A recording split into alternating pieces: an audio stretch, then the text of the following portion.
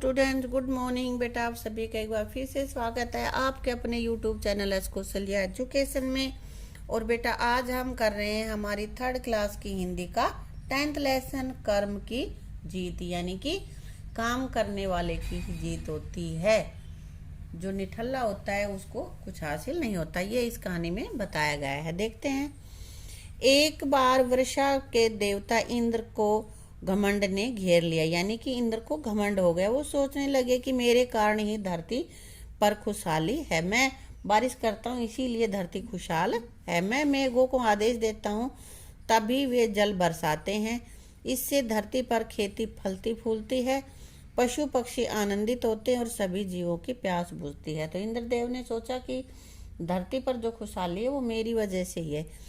इसके बदले में मुझे क्या मिलता है? सम्मान करना तो दूर, कोई याद तक भी नहीं करता।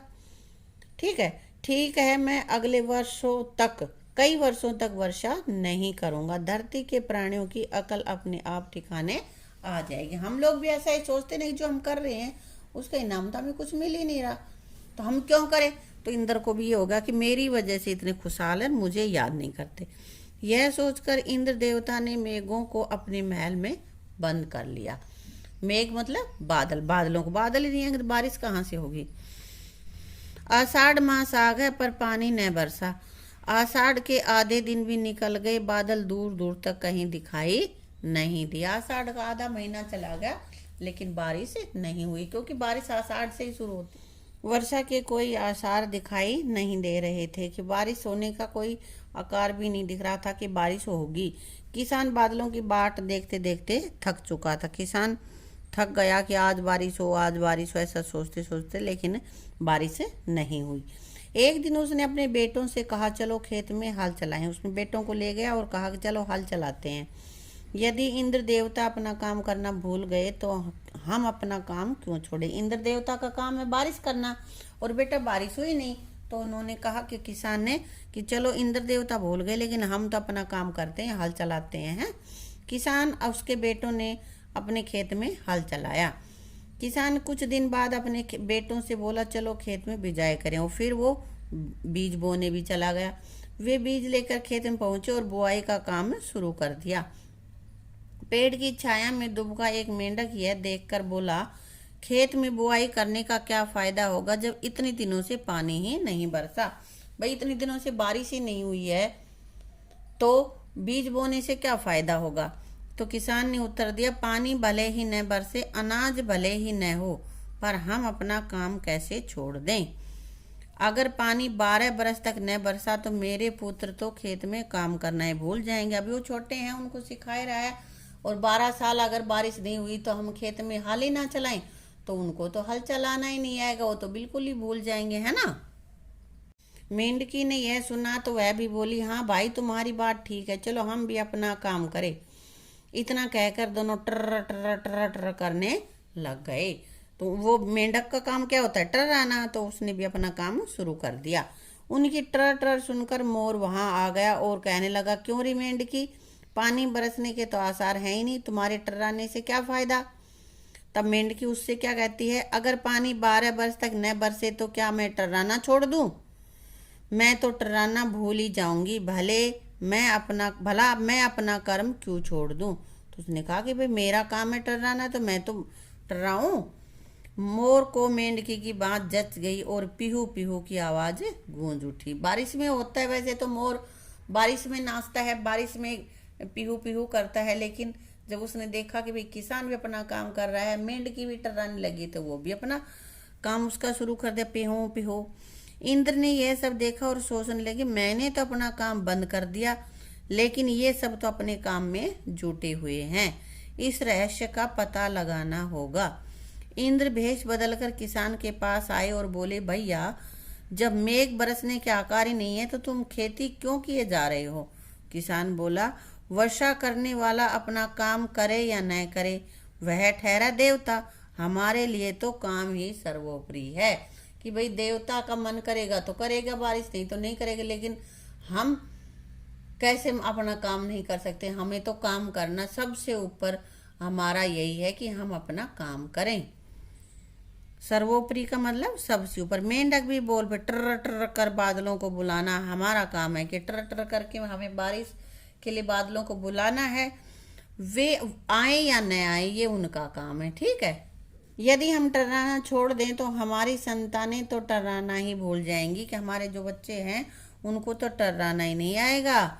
अब मोर भी बोल उठे, पीहू पीहू करना हमारा कर्म है, से सब बातें छोटी हैं, इसलिए हम तो अपना कर्म नहीं छोड़ेंगे। वर्षा के बिना पेड़ पौधे जानवर सभी परेशान हो उठे। लोग हर समय आसमान की ओर टकटकी लगाए देखते रहते। किसान, मेंढक और मोर की बातें सुनकर इंद्र की आंखें खुल गई। इंद्र देवता की आंखें खुल गई, भाई ये जो मुझसे छोटे छोटे जीव हैं ये अपने काम पे लगे हुए हैं और मैंने अपना काम बंद कर दिया है। उन्हें अपनी भूल समझ में आ गई। उन्होंने तुरंत अपने महल का फाटक खोलकर बादलों को आजाद कर दिया और आजादी की खुशी में बादल दौड़ते भागते आसमान में चारों ओर छा गए। उनकी खुशी की गड़गड़ाहट से पूरा आसमान गूंज उठा और कुछ ही समय में वर्षा होने लग गई।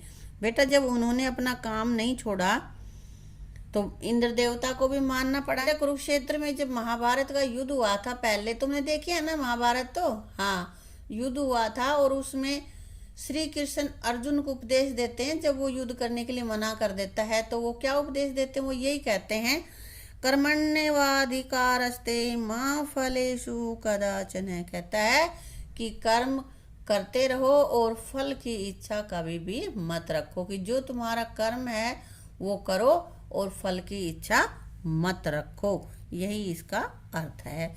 और तो यही मोर, मेंढक और किसान के कर्म की ही जीत हुई, फल उनको अपने आप मिल गया, ठीक है। अब बेटा इसके कर लेते हैं शब्दार्थ। आनंदित, प्रसन्न, आदेश, आज्ञा, मेघ मीन्स बादल, रहस्य, भेद, सम्मान, आदर, सर्वोपरि सबसे ऊंचा। अब बेटा आगे हैं इसके क्वेश्चन आंसर, और ये क्वेश्चन आंसर हम देख लेते हैं। इंद्र ने मेघों को अपने महल में बंद क्यों किया? क्यों किया था बेटा बताओ।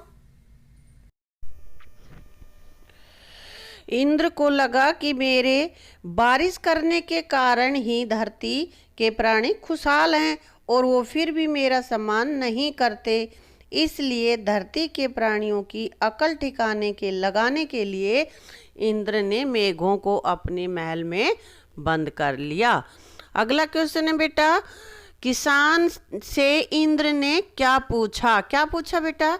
भैया जब बरसने के आकार ही नहीं है, मतलब कि बारिश होने के आसार ही नहीं हैं, तो तुम खेती क्यों किए जा रहे हो? तो किसान ने क्या कहा, भाई मेरा काम मैं तो करूंगा, है ना। हाँ, तो अगला क्वेश्चन हमारे पास है, इंद्र की आंखें कैसे खुल गई? जब किसान, मेंढक और मोर ने कहा कि इंद्र वर्षा करे या ना करे, हम तो अपना काम करते रहेंगे, यह बात सुनकर इंद्र की आंखें खुल गई। अगला क्वेश्चन बेटा हमारे पास है, वर्षा न होने पर भी किसान, मेंढक और मोर ने अपना अपना काम क्यों नहीं छोड़ा? क्यों नहीं छोड़ा? क्योंकि उनके लिए काम ही सर्वोपरि था। अब बेटा आगे आपकी बात। तो अगला क्वेश्चन हमारे पास है, अगर इंद्र बादलों को आजाद नहीं करते तो क्या होता? क्या होता बेटा? बारिश नहीं होती है ना, और वर्षा के बिना प्राणी प्यास से मर जाते और धरती सूख कर बंजर हो जाती। अगला क्वेश्चन हमारे पास है, इंद्र किसान के पास भेष बदलकर क्यों गया होगा? किसान के वेश में गया था ना, तो वो ऐसे क्यों गया? वर्षा न होने पर भी किसान, मेंढक और मोर के अपने अपने काम में जुटे होने का रहस्य जानने के लिए इंद्र भेष बदलकर किसान के पास गया। ये पता करने गया था कि बारिश भी नहीं हो रही, फिर भी मेंढक भी टर्रा रहा है, मोर भी पीहू पीहू कर रहा है और किसान भी खेती कर रहा है। अगला क्वेश्चन हमारे पास है बेटा, सूरज, हवा, पेड़ और माँ अपना अपना काम बंद कर दें तो क्या होगा? तो सूरज बंद कर दे तो क्या होगा? चारों ओर अंधेरा हो जाएगा, और हवा नहीं चलेगी तो हम सांस नहीं ले सकेंगे। पेड़ अपना काम बंद कर दे देगा तो हमें छाया, हरियाली और ऑक्सीजन नहीं मिलेगी। और माँ अपना काम बंद कर देगी तो बच्चे की ठीक प्रकार से परवरिश नहीं हो पाएगी।